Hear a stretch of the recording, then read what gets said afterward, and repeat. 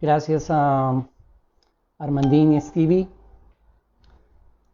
estos preciosos niños que ya no son niños, pero yo los conocí cuando eran niños y yo era un adolescente, por supuesto.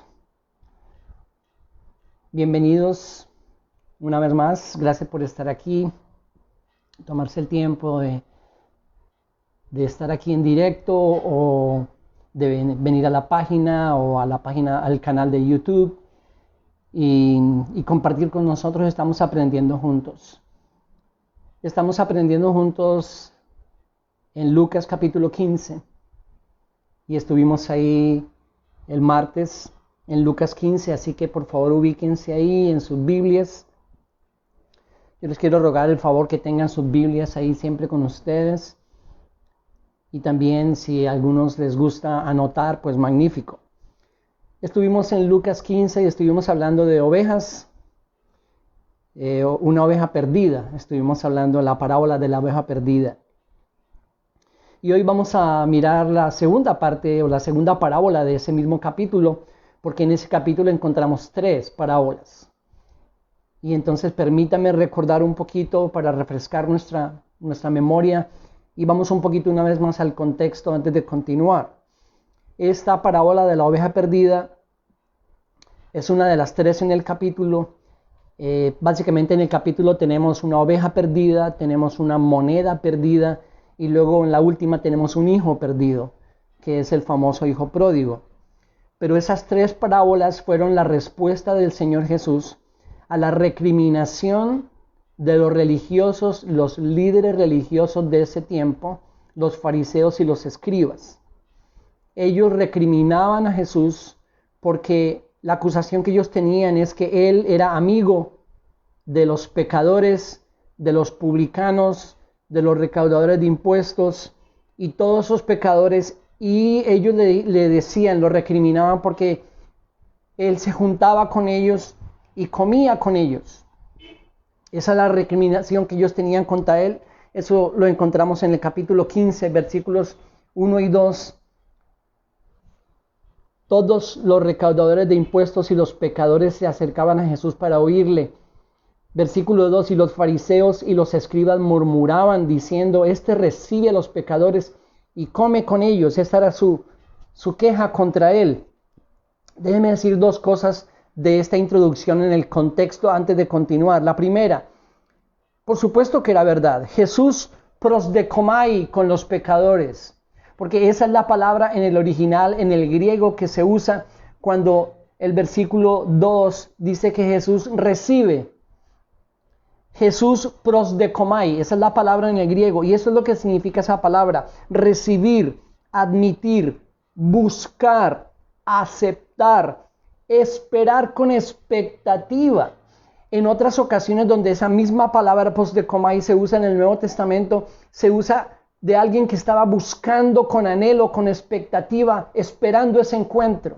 Entonces no era simplemente que Jesús se encontraba con ellos y ya que tenía que hacer, tenía que hablar con ellos. No, Jesús buscaba esas oportunidades. Jesús buscaba esos encuentros con esta gente que era despreciada por los religiosos, con estos pecadores que eran excluidos de todo ese mundo de los fariseos y de los escribas. Él los buscaba a ellos. Entonces no es simplemente que de vez en cuando se los encontraba y cruzaba unas palabras con ellos. No. Jesús buscaba esas ocasiones, se sentaba con ellos, comía con ellos, compartía con ellos. ¿Por qué? Lo dijimos el martes, porque ellos querían escucharle.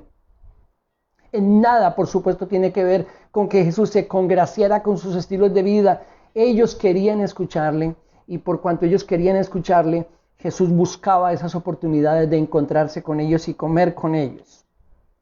Lo segundo que quiero decir como introducción, recordando un poquito todo el contexto, también lo dijimos el martes, es que viendo a los fariseos y los escribas, dijimos que tenemos el riesgo de convertirnos ya no en ovejas, sino en cabras arrogantes. Lo mencioné el martes, cabras arrogantes. De pronto algunos se quedaron pensando en las cabras arrogantes. Dije que estaba usando un lenguaje simbólico porque yo no tengo nada contra las cabras, me parecen preciosas. Pero estoy hablando de los fariseos y los escribas. Estoy hablando de los líderes religiosos. Dije que nosotros tenemos esa tendencia. Nosotros somos ovejas, pero tenemos la tendencia a dejar de ser ovejas y convertirnos en cabras arrogantes. De pronto alguien está diciendo, no, yo no. Bueno, perdón con las ovejas puras, pero yo soy del grupo de los que tenemos la tendencia a ser esas cabras arrogantes. ¿Qué hacen esas cabras arrogantes? ¿Qué hacen esos fariseos y esos escribas? Dos cosas. Una, desprecian a otros porque creen que ellos están más cerca de Dios. Y desprecian a los que ellos consideran están más lejos de Dios. Y los desprecian por eso. Eso era lo que hacían los fariseos y los escribas. Y nosotros tenemos esa tendencia. Y tenemos que guardarnos de esa levadura, llamó Jesús, de los fariseos. Aparte de que desprecian a otros, la otra cosa es que juzgan a otros basados en reglas que ellos han inventado. Cuando llegamos al Nuevo Testamento, aparte de la ley del Antiguo Testamento, ellos habían inventado cualquier otra cantidad de reglas y normas. Jesús les dijo, ustedes enseñan como doctrina de Dios mandamientos de hombres. Entonces, reglas y normas que se inventan o interpretaciones acomodadas de las Escrituras o de supuestos textos de la Biblia y juzgan a otras personas basados en eso. Nosotros no queremos ser de ese grupo. Nosotros queremos volver a ser ovejas, como lo dijimos el martes. Entonces vimos la parábola de la oveja perdida y ahí estábamos agradecidos porque el pastor nos encontró y oramos por otros que todavía no han sido encontrados, que el pastor pueda encontrarlos muy pronto. Pero vamos con la siguiente parábola, la parábola de la moneda perdida. Esta es la segunda parábola de la respuesta de Cristo, mismo contexto, misma situación, segunda parábola, parte de la misma respuesta. Entonces, leamos.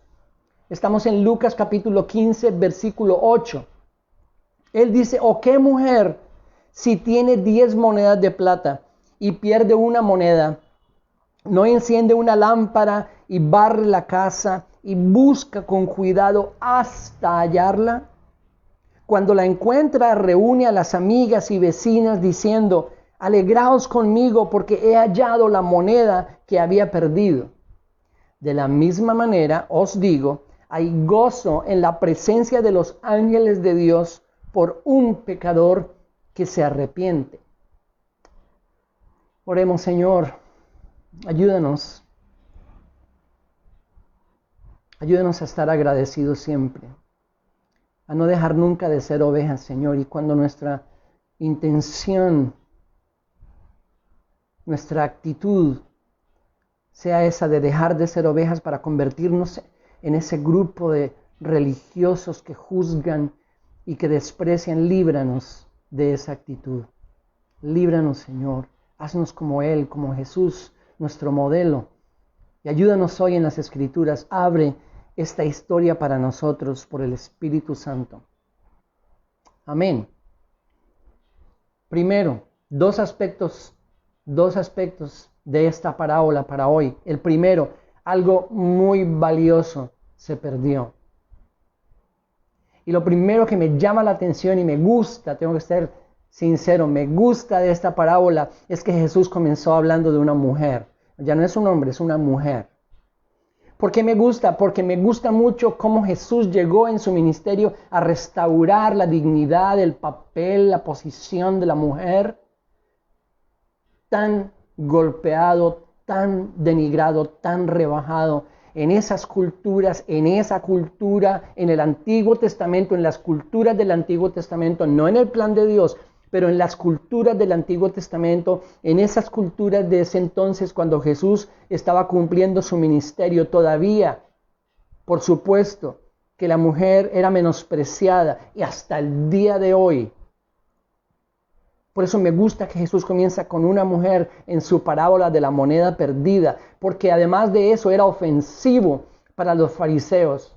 Fue ofensivo, pero no le importó, por supuesto que no. Como tampoco le importó en el Evangelio, por ejemplo, de Juan, en los primeros capítulos, en 2 ocasiones, encontramos a este Jesús restaurando la dignidad, el papel, la importancia de la mujer delante de Dios. Juan capítulo 4, la mujer en Sicar, la samaritana. Juan capítulo 8, la mujer encontrada en adulterio, a quien él le perdonó la vida y le salvó la vida ese día. Pero aquí una mujer era ofensivo para los fariseos. ¿Saben cuál era una de las oraciones de los fariseos? La historia lo registra. Ellos en ese tiempo oraban: Dios, gracias que yo no soy un publicano. Gracias que yo no soy un pecador como ellos. Y luego terminaban diciendo: y gracias que yo no soy una mujer. Entonces, por supuesto que era ofensivo, pero Jesús comienza: una mujer. Y me quiero detener ahí solo un momento más.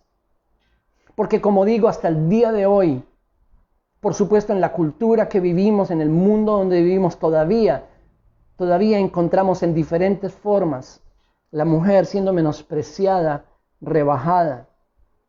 Oh, ¿cómo puede ser eso hoy en día? Estuve leyendo los datos actuales de la violencia contra la mujer en Latinoamérica. Hablemos de Latinoamérica. Absolutamente horrorosos los datos de la violencia contra la mujer durante la cuarentena. Estamos hablando de 4 meses de cuarentena en la mayoría de países latinoamericanos. Las llamadas para pedir auxilio por violencia contra la mujer se multiplicaron en estos 4 meses en un casi 70% en Latinoamérica. Absolutamente triste, absolutamente desastroso, vergonzoso que tengamos que leer y enfrentar esa realidad. ¿Qué podemos hacer nosotros?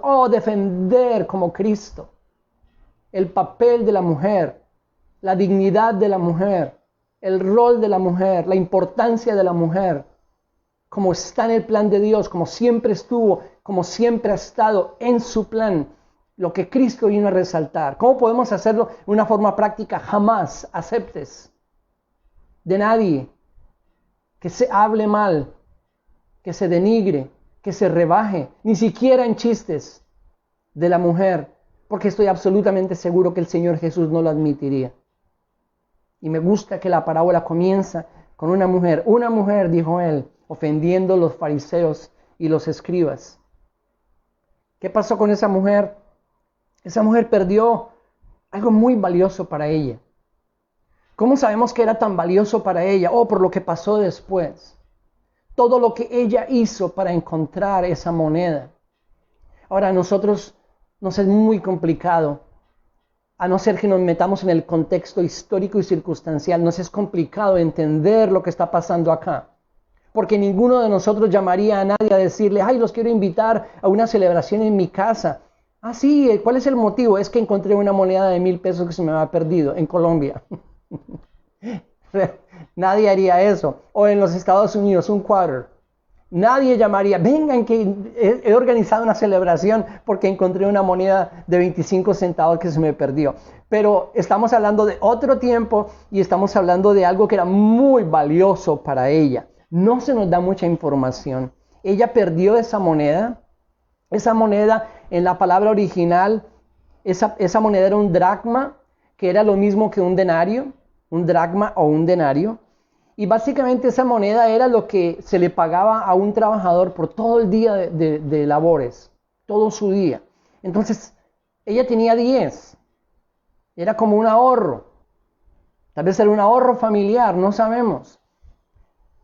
Tampoco era común que las mujeres manejaran dinero en ese tiempo. Pero en esta ocasión ella lo tiene.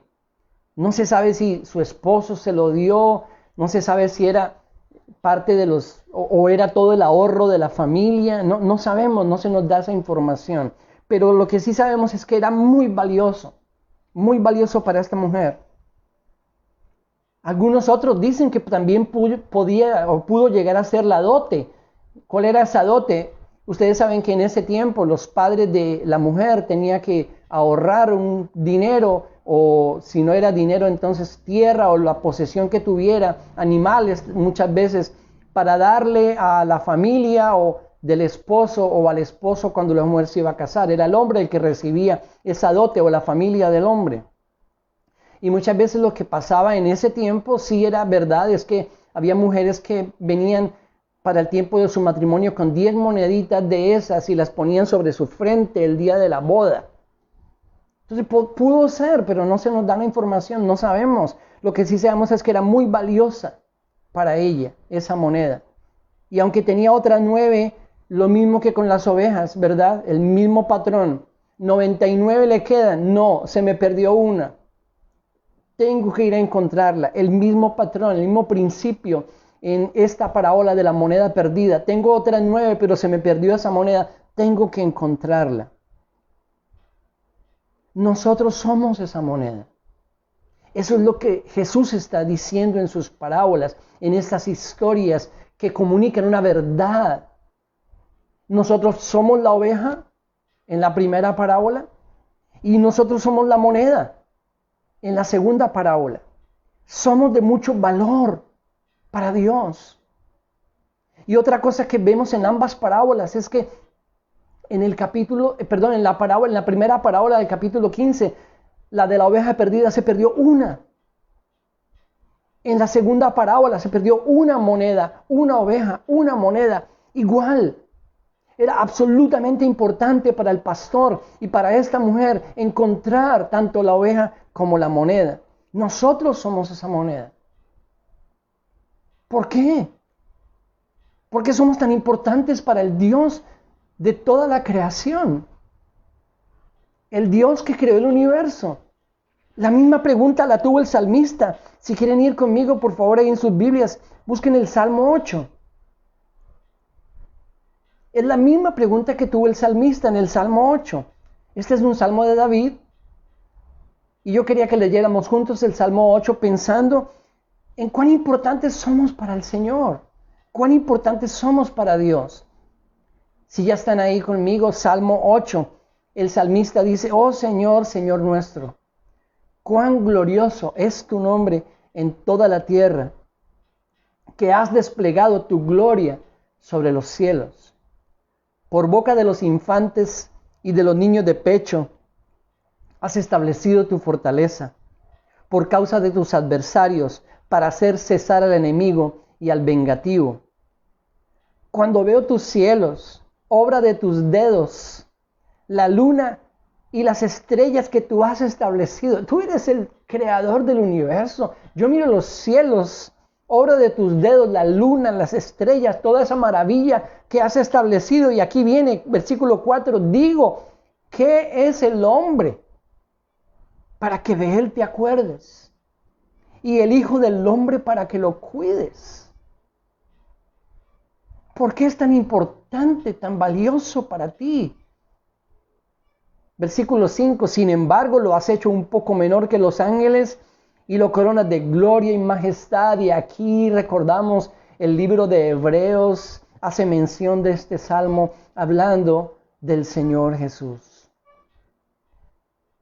Tú le haces señorear sobre las obras de tus manos, todo lo has puesto bajo sus pies, ovejas y bueyes, todos ellos, y también las bestias del campo, las aves de los cielos, y los peces del mar, cuanto atraviesa las sendas de los mares. Oh Señor, Señor nuestro, cuán glorioso es tu nombre en toda la tierra. Como la canción que estábamos escuchando el martes antes de iniciar. Esa canción dice, si los cielos de los cielos no te pueden contener, ¿cómo es que vas a morar en mí? Pero a ti te ha agradado estar conmigo. Eres rey. Nosotros somos esa oveja, nosotros somos esta moneda que es de gran valor, de incalculable valor. Algo muy valioso se perdió. Y eso nos lleva a la segunda reflexión, o al segundo punto. Y es que en esta parábola lo que se perdió, como era tan valioso, fue cuidadosamente buscado y encontrado. Ella fue muy diligente en buscarla. Versículo 8. Cuando se le perdió la moneda, dice el versículo 8, ¿qué mujer si tiene 10 monedas de plata y pierde una moneda, no enciende una lámpara, barre la casa y busca con cuidado hasta hallarla. Y una vez más nos ubicamos en ese tiempo, en la forma en que vivían en ese tiempo. Las casas no tenían muchas ventanas, algunas no tenían ninguna. Las que tenían eran ventanas muy pequeñas y normalmente era muy oscuro dentro de las casas donde vivían. Parece que el contexto donde nos ubica el Señor en la parábola, estamos hablando de una mujer pobre, no en condiciones de abundancia ni de lujos. Y normalmente esas casas de la gente, que eran la mayoría de ellos, del pueblo, eran casas que no tenían muchas ventanas, eran oscuras adentro.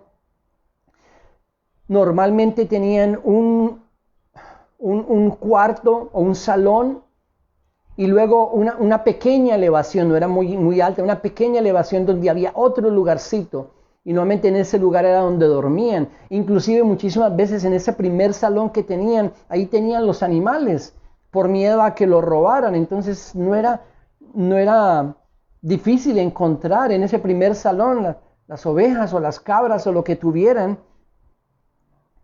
Y el piso de las casas normalmente era en piedra. Entonces, tal vez no completamente, pero eran piedras y por supuesto entre piedra y piedra había una zanja, una grieta, y ahí se acumulaba todo eso. Es decir, no eran condiciones fáciles para encontrar una moneda. Pero ella, ¿qué hizo? Prendió una lámpara, encendió una lámpara en el versículo 8, comenzó a barrer toda esa casa. Yo me la imagino allá de rodillas, buscando parte por parte, grieta por grieta, barriendo todo, con mucho cuidado, dice, buscando hasta que la encontró. Entonces ella fue diligente en buscarla. Ella buscó con mucho detalle, con mucho cuidado, hizo todo lo necesario para encontrar la moneda.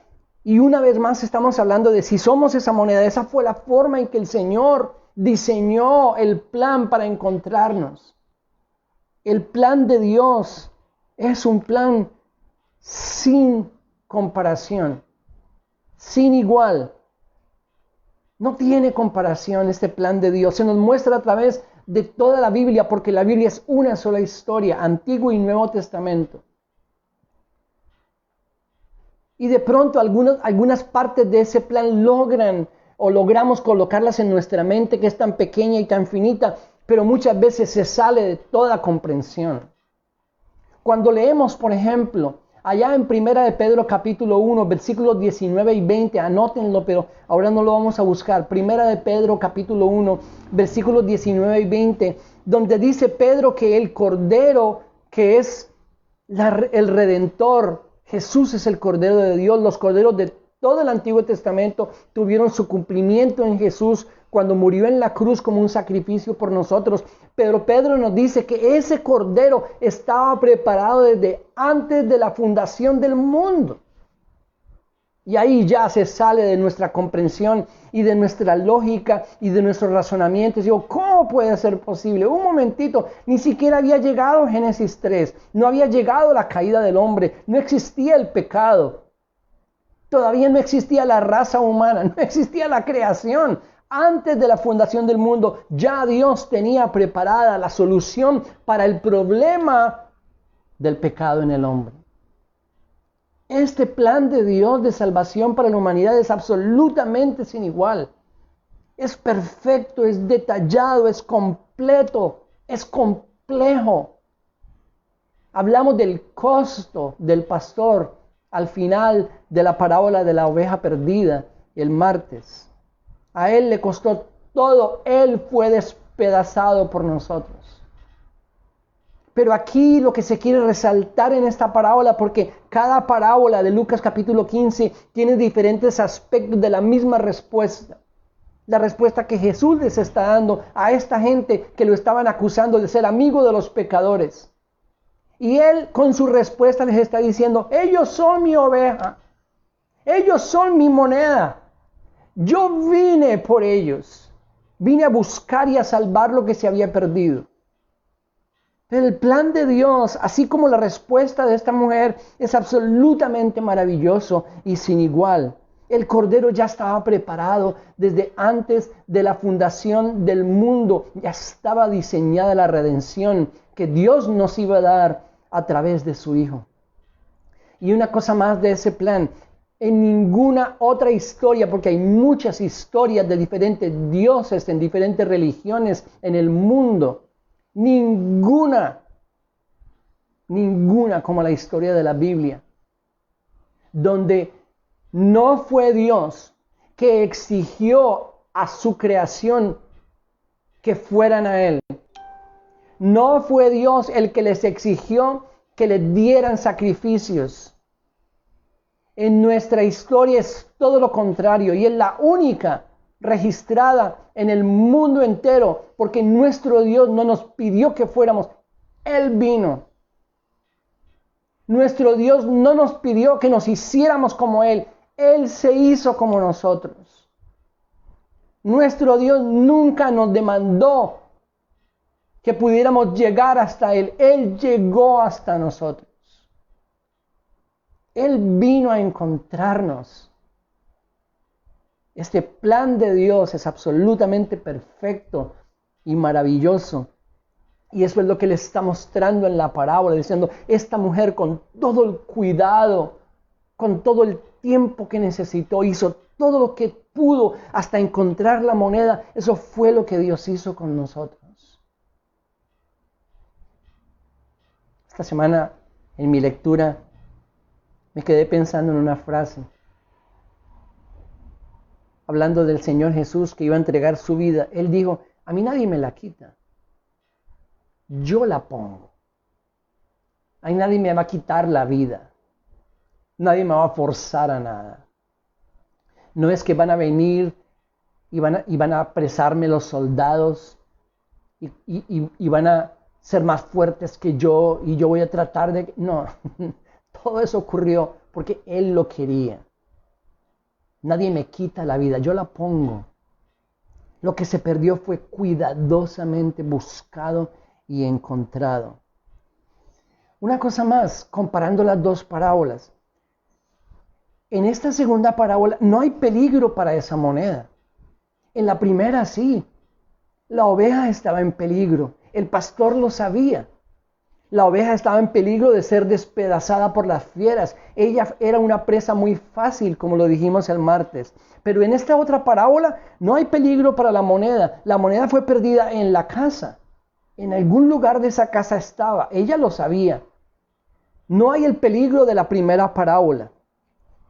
Y con esto, déjenme decirles que el plan de Dios va mucho más allá de simplemente salvarnos del castigo eterno bajo su ira. Creemos en el castigo eterno bajo la ira de Dios. Es lo que la Biblia enseña. Él nos salvó de la muerte, nos salvó del reino de tinieblas, de la oscuridad, de la tiranía de Satanás.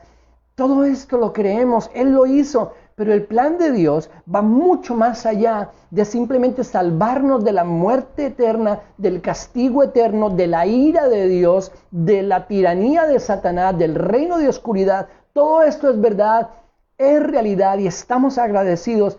Pero en esta parábola, Dios quiere mostrarnos que su plan va mucho más allá de salvarnos de todas esas horrendas cosas por las cuales estamos muy agradecidos. Pero su plan va mucho más allá porque su plan quiere restaurarnos a la imagen que perdimos en Génesis 3. Yo siempre que enseño Génesis 3 digo que por supuesto ese es el capítulo más triste de toda la Biblia y esa es la historia más triste de toda la historia de la humanidad. Nosotros perdimos en parte, teológicamente yo creo que en parte, la imagen que nos había sido dada. Esa imagen que tuvimos cuando fuimos creados. Génesis capítulo 1, versículo 26. Él nos creó a su imagen y a su semejanza. El plan de Dios, más allá de librarnos de la muerte eterna, de librarnos de la tiranía de Satanás, del reino de oscuridad, el plan de Dios es restaurarnos a la imagen que perdimos, a la imagen que tuvimos cuando fuimos creados. Ya lo está haciendo. Pero su plan es restaurarnos a esa imagen. Y por eso todo el Nuevo Testamento nos enseña que el plan de Dios es restaurarnos a la imagen de Cristo, a la imagen que perdimos cuando fuimos creados. Aparecen textos tan importantes que nos muestran esto, como este que quiero que leamos. Vayan por favor a 2 de Corintios capítulo 3.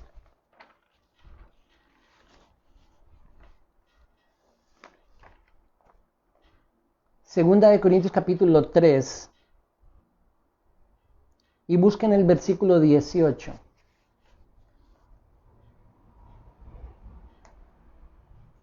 Segunda de Corintios 3, versículo 18. Acuérdense de leer, por favor, el contexto. Lo que está antes y después de lo que estamos leyendo. Acá por tiempo no lo hacemos, pero recuerden, por favor, leerlo. Pero en el contexto de Segunda de Corintios 3, en este pasaje donde se encuentra el versículo 18, lo que Pablo está diciendo, en el Antiguo Testamento ellos tenían un velo que no les permitía ver. Pero él dice, pero en el Nuevo Testamento con Cristo, ese velo es quitado. Ya podemos ver la gloria, ya podemos ver la presencia de Dios. Se quitó ese velo que no nos dejaba ver. Y entonces es que él dice, pero nosotros todos, ahora en el Nuevo Testamento, con el rostro descubierto, ya no hay velo que nos impida ver. El velo que era otra representación del velo que dividía el lugar santísimo del lugar santo, que se rasgó de arriba abajo cuando Jesús murió. Él dice, nosotros todos con el rostro descubierto, contemplando como en un espejo la gloria del Señor. Ahora estamos siendo transformados. Pero ¿cuál es el fin de esa transformación? ¿Cuál es el propósito de esa transformación? La meta. ¿Cuál es la meta? Estamos siendo transformados en la misma imagen de gloria en gloria, progresivamente, como por el Señor.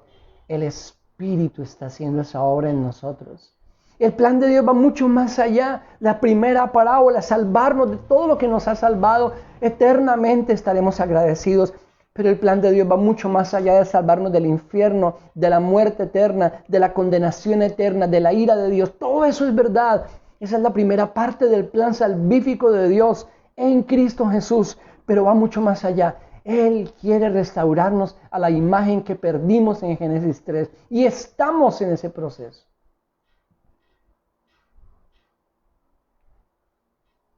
¿Lo entendemos plenamente? No. ¿Entendemos que es progresivo? Sí. Aunque a veces sintamos que estamos retrocediendo. No lo hacen, yo lo he sentido. Yo estoy retrocediendo en lugar de avanzar. Yo sé que lo hemos sentido muchos de nosotros, pero tenemos que confiar en lo que la palabra de Dios nos dice. Estamos siendo transformados. Él lo está haciendo. ¿Cómo nos está transformando? ¿A qué nos está cambiando? Nos está transformando de gloria en gloria, poco a poco. La meta es llegar a recuperar la imagen que perdimos, la imagen de Cristo. Y antes de leer el último verso para despedirnos,